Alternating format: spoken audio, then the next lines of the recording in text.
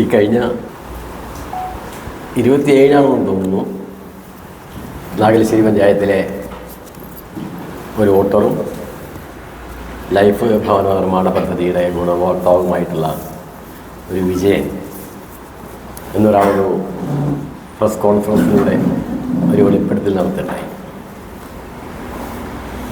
അത് തീർത്തും തെറ്റിദ്ധാരണാജനകവും അതുപോലെ പഞ്ചായത്ത് ഭരണസമിതിയെ ഒരുപാട് കളങ്കപ്പെടുത്താനും വേണ്ടി ബോധപൂർവം നടത്തിയ ഒരു വാർത്താ സമ്മേളനമാണെന്ന് പറയുന്നതിൽ വിഷമമുണ്ട്.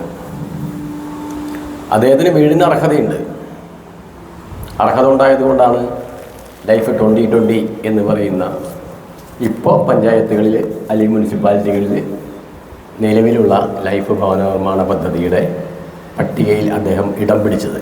ഇത് നാഗലശ്ശേരി പഞ്ചായത്തിലെ 2020 പ്രസിദ്ധീകരിച്ച 2020 ആദ്യത്തിലെ 19-18 വർഷങ്ങളിലായി 4-5 തലങ്ങളിൽ നടന്ന പരിശോധനയുടെ ഭാഗമായിട്ട് അന്തിമമായി തീർപ്പാക്കപ്പെട്ട പട്ടികയാണിത്. ഇത് ഏറ്റവും അവസാനം കലക്ടർ നിയോഗിച്ച ഉദ്യോഗസ്ഥർ വരെ ഈ ഭരണസമിതി അംഗങ്ങളുടെയും രാഷ്ട്രീയ പാർട്ടികളുടെയും അവിഹിതമായ ഇടപെടലുകൾ ഒഴിവാക്കാൻ വേണ്ടി കലക്ടർ നേരിട്ട് നിയോഗിച്ച ഗവൺമെൻറ് ഉദ്യോഗസ്ഥർ വരെ പരിശോധിച്ചാണ് ഈ ലിസ്റ്റ് പ്രസിദ്ധപ്പെടുത്തിയിട്ടുള്ളത്.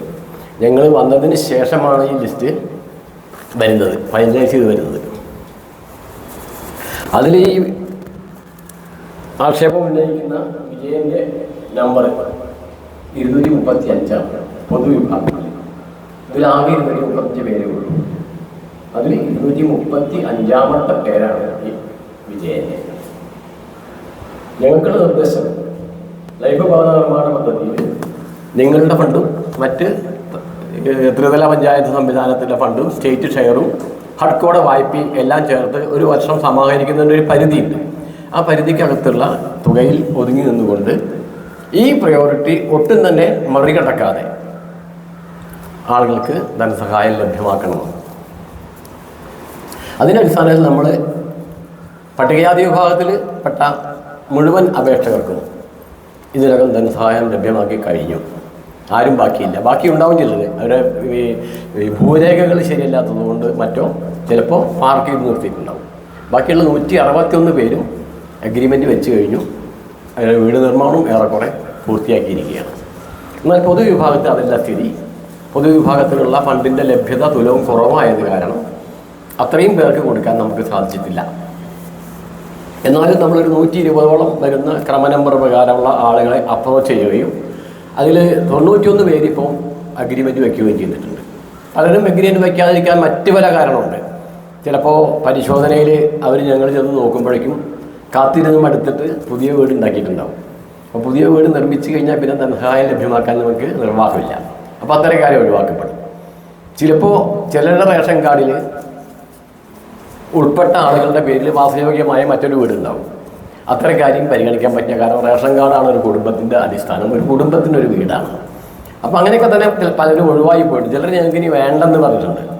അങ്ങനെയൊക്കെ ഒഴിവായി പോയവരടക്കം ഒരു 120ഓളം ആളുകളെ ഞങ്ങൾ ഈ 237 നിന്ന് പരിഗണിച്ചിട്ടുണ്ട്. ഈ വിജയൻ കാര്യത്തിൽ ഞങ്ങൾക്ക് അവർക്ക് വീട് കൊടുക്കുന്നതുകൊണ്ട് യാതൊരു വിരോധവുമില്ല. അർഹതയുള്ള ആളാണ്. അവരിപ്പം താമസിക്കുന്നത് കുടുംബസ്വത്തിലെ ഒരു വീട്ടിനകത്താണ്. ആ വീട് നിരവധി വർഷമായിട്ട് ഒരുവിധ മെയിൻ്റനൻസും ഇല്ലാത്ത ഒരവസ്ഥയിൽ ജീർണിച്ചതും എന്നാൽ തകരാറായിട്ടുള്ള വീട് തന്നെയാണ്. എല്ലാമൊന്നും അഭിപ്രായം നമുക്കില്ല. ഇയാൾക്ക് അതിനകത്ത് 7 സെൻറ്റ് സ്ഥലമാണ് ഉള്ളത്. വീടിന് അവകാശമില്ലാന്ന് അദ്ദേഹം ധരിപ്പിച്ചിട്ടുണ്ട്. അദ്ദേഹത്തിൻ്റെ കൂടി ആവശ്യപ്രകാരം ഞാൻ ഈ വീട് സന്ദർശിച്ചിരുന്നു. അപ്പോൾ ഞങ്ങൾ പറഞ്ഞു ഞങ്ങളുടെ അവസ്ഥ ഇതാണ്, ഈ പ്രയോറിറ്റി മറികടന്നുകൊണ്ട് ഏറ്റവും ലാസ്റ്റുള്ള നിങ്ങൾക്ക് വീട് തരാൻ ഞങ്ങൾക്ക് സാധിക്കില്ല. നിങ്ങൾ തൽക്കാലം ഇതിൻ്റെ മുകളിൽ വല്ല ടാർപ്പാളിനോ മറ്റോ കെട്ടിയിട്ട് തൽക്കാലം നമ്മുടെ താമസം തുടരാൻ വേണ്ടി ശ്രമിക്കൂ എന്ന് ഞങ്ങൾ പറഞ്ഞു പോകുന്നതാണ്. ഒരു അറ്റകുറ്റപ്പണി നടത്താൻ പോലും ആ വീടിൻ്റെ ഭിത്തിക്കൊക്കെ തന്നെ നല്ല പോലെ ബലക്ഷയുണ്ടെന്നാണ് എൻ്റെ ഒരു നിഗമനം. പക്ഷേ ഇതിനുള്ള പ്രശ്നം എന്താണെന്ന് ചോദിച്ചാൽ ഈ ധനസഹായം ലഭ്യമാക്കാൻ ഇപ്പം ഞങ്ങൾക്ക് നിർവാഹമില്ല. ഇവർക്ക് കൊടുക്കാനുള്ള തുക കൂടി ഞങ്ങളുടെ കൈകളിൽ എത്തുമ്പോഴാണ് അവരെ പരിഗണിക്കാൻ ഞങ്ങൾക്ക് കഴിയുള്ളൂ.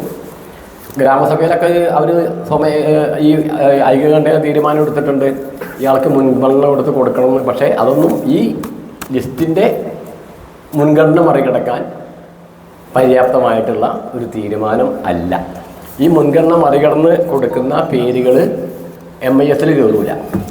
MIS കയറാതെ കണ്ട് നമുക്ക് ഇവർക്ക് ധനസഹായം ലഭ്യമാക്കാൻ സിസ്റ്റത്തിലൂടെ കഴിയൂല. അതാണ് വസ്തുത. അപ്പം മറ്റുള്ള എല്ലാ ആരോപണങ്ങളും തീർത്തും രാഷ്ട്രീയ പ്രേരിതമായിട്ട് ആരോ അവരെ തെറ്റിദ്ധരിപ്പിച്ചിട്ടോ അല്ലെങ്കിൽ സ്വമേധയോ വേണ്ടി നടത്തുന്ന രാഷ്ട്രീയ പ്രേരിതമായി നടത്തുന്ന ആരോപണമാണെന്ന് പറയാതിരിക്കാൻ കഴിയില്ല. പഞ്ചായത്തിനോ പഞ്ചായത്ത് ഭരണസമിതിക്കോ പ്രസിഡന്റിനോ അവരോട് പ്രത്യേകമായ യാതൊരുവിധ വിരോധമോ അതൃപ്തിയോ ഒന്നും തന്നെ ഇല്ല.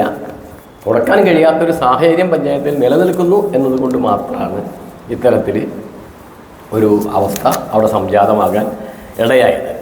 പിന്നെ അവരിപ്പം പറയുന്നത് അവർക്ക് ഭിന്നശേഷിയുള്ള ഒരു കൊച്ചു കൂടെ താമസിക്കുന്നുണ്ടെന്നാണ്. ഒരു പക്ഷേ ഈ കൊച്ചു ജനിച്ചത് ഈ ലിസ്റ്റ് വന്നതിന് ശേഷമാവുമെന്ന് ഞാൻ മനസ്സിലാക്കുന്നത്. ചെറിയ കുട്ടിയാണ്, 3 വയസ്സോ 3.5 വയസ്സോ ആയിട്ടുള്ള കുട്ടിയാണ്. ലിസ്റ്റ് വരുന്നത് 2020 അപ്പോൾ അന്ന് ഇവരുടെ മുൻഗണന നിശ്ചയിക്കുമ്പോൾ ഈ കൊച്ചിൻ്റെ ഡിസബിലിറ്റി ഒരു പരിഗണനാ വിഷയമായിട്ട് വന്നിട്ടുണ്ടാകാൻ സാധ്യതയില്ല. അത് അനുമാനമാണ് കേട്ടോ. ഞാൻ അതിൻ്റെ ഒരു വിശദാംശം പഠിച്ചതല്ല, പക്ഷേ സാധ്യത ഇല്ല എന്നാണ് എൻ്റെ ഒരു അന്വേഷണത്തിന് എനിക്ക് മനസ്സിലായിട്ടുള്ളത്. അപ്പോൾ വസ്തുത ഇതായിരിക്കെ അതിനപ്പുറം അവർ പറഞ്ഞിട്ടുള്ള എല്ലാ കാര്യങ്ങളും വസ്തുതാവിരുദ്ധമാണ്. അത് ദുരുദ്ദേശപരമാണ്. ഈ ഭരണസമിതിയെ അപകീർത്തിപ്പെടുത്തുക എന്ന ലക്ഷ്യത്തോട് കൂടിയുള്ളതാണ് എന്നാണ് പഞ്ചായത്ത് കമ്മിറ്റിക്ക് അറിയിക്കാറുണ്ട്. അദ്ദേഹത്തിൻ്റെ വാർഡിലെ ജനപ്രതിനിധിയായിട്ടുള്ള ഫൈസൽ ചോലക്കാടിൻ്റെ കൂടെയുള്ളത് അദ്ദേഹത്തിന് ചിലപ്പോൾ കൂടുതൽ കാര്യങ്ങൾ പറയാനുണ്ടാകും. പ്രസിഡന്റ് കൃത്യമായിട്ട് എല്ലാം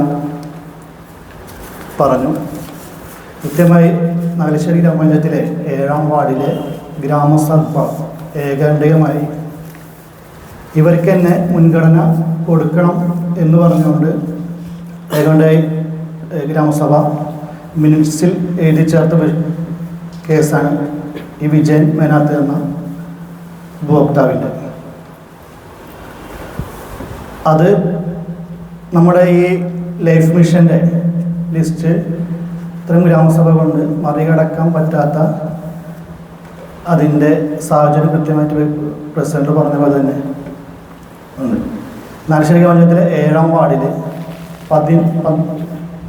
13ഓളം ലൈഫ് മിഷൻ വീടുകളിൽ 3 വീടുകൾ PMA വഴിയും 13 വീടുകൾ എഗ്രിമെൻ്റ് ചെയ്യപ്പെടുകയും അതുപോലെ തന്നെ പണി നടന്നുകൊണ്ടിരിക്കുന്നതും 2-3 വീടുകൾ പണി പൂർത്തീകരിച്ചിട്ടും ഉണ്ട്.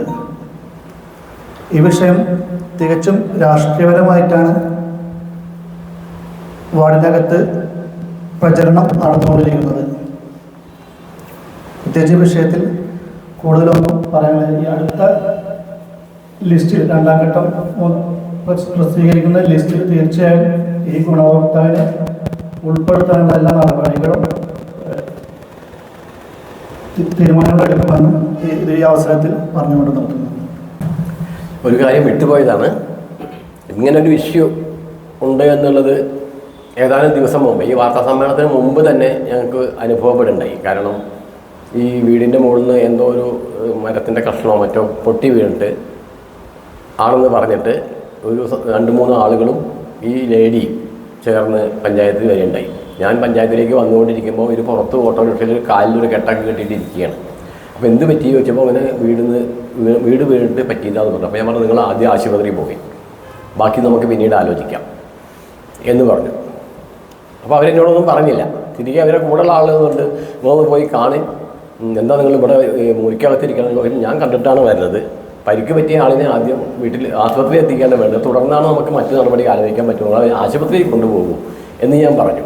ആ സംഭവത്തിന് ശേഷം നമ്മൾ ഭരണസമിതി യോഗ തീരുമാനപ്രകാരം ലൈഫ് മിഷൻ ഡയറക്ടർക്ക് ഇവരെ ഏതെങ്കിലും തരത്തിൽ വീടിൻ്റെ ധനസഹായം ലഭിക്കത്തക്ക വിധത്തിൽ മുൻപിലേക്ക് കൊണ്ടുവരാൻ സാധിക്കുമെങ്കിൽ ഇത് പരിഗണിക്കണം എന്നാവശ്യപ്പെട്ടുകൊണ്ട് റെസൊല്യൂഷൻ പാസ്സാക്കി കത്ത് ഫോർവേഡ് ചെയ്തിട്ട് കൂടി ഉണ്ട്.